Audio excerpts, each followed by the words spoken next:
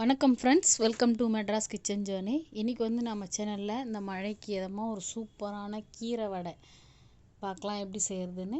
இந்த வீடியோ பார்த்துட்டு உங்களுக்கு பிடிச்சிருந்தா மறக்காமல் லைக் அண்ட் சப்ஸ்கிரைப் பண்ணுங்கள்.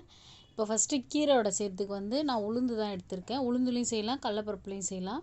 நான் உளுந்து எடுத்திருக்கேன். உளுந்து வந்துட்டு ஒரு 1 hour 1 மணி நேரம் ஊற வச்சுட்டு அதுக்கப்புறமா தண்ணி இல்லாமல் மிக்ஸி ஜாரில் சேர்த்துக்கலாம். தண்ணியை சேர்க்கக்கூடாது. இப்போ வந்துட்டு இந்த உளுந்தை வந்துட்டு கொஞ்சம் நல்லா கொரன்னு அரைச்சிக்கலாம். இந்த மாதிரி கொரன்னு தாங்க இருக்கணும், ரொம்ப மைய அரைக்கக்கூடாது. அப்போ தான் வந்துட்டு வடை வந்து நம்மளுக்கு சூப்பராக நல்லா மொறுன்னு வரும். இந்த மாதிரி கொரன்னு அரைச்சி எடுத்துக்கலாம் ஒன்றும் பாதியமாக. இப்போது இதில் வந்துட்டு நம்ம சேர்க்க வேண்டிய பொருள்லாம் வந்துட்டு சேர்த்துடலாங்க. கீரை வடை வந்துட்டு உளுந்தில் செஞ்சோன்னா ரொம்பவே நல்லதும் கூட.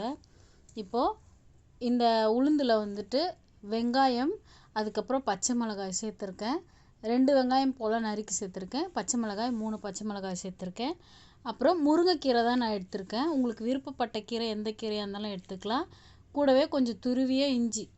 முருங்கைக்கீரை வந்துட்டு ரொம்பவே நல்லது, அயன் சத்துள்ளது. அதனால் நான் வந்து முருங்கைக்கீரையில் தான் செய்கிறேன். முருங்கைக்கீரை வந்துட்டு இப்படி செஞ்சு கொடுத்தா பசங்க வந்து விரும்பி சாப்பிடுவாங்க. வடைன்றதுனால சாப்பிடாத பசங்க கூட சாப்பிடுவாங்க.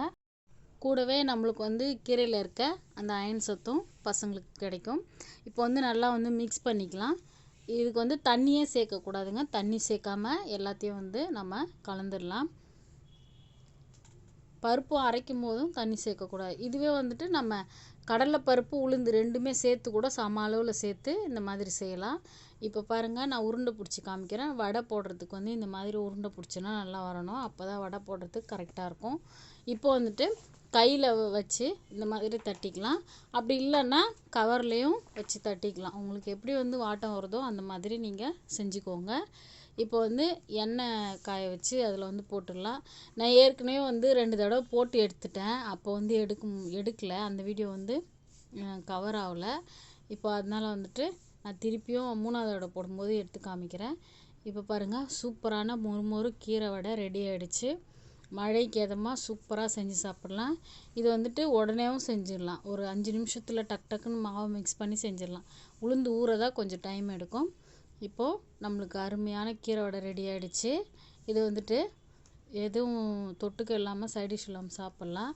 அப்படி இல்லைன்னா நீங்கள் வந்து தேங்காய் சட்னி வச்சு சாப்பிட்டிங்கன்னா ரொம்ப அட்டகாசமாக சூப்பராக இருக்கும்.